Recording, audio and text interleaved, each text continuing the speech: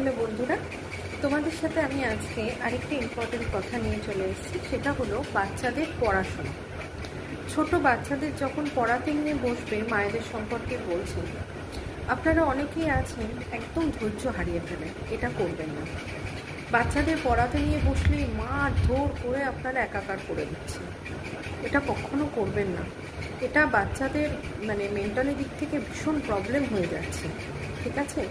বাচ্চাদের যখন পড়াতে নিয়ে বসবেন, সবসময় ওদের সাথে গল্প করবেন, হাসবেন, গল্পের মাধ্যমে ওদের পড়াটাকে বোঝানোর চেষ্টা করবেন, যাতে ওরা সেটাকে পড়াশোনা করতে হবে এটা জানি মেন্টালিটি ওরা এই মেন্টালিটি নিয়ে জানি পড়তে না বসে।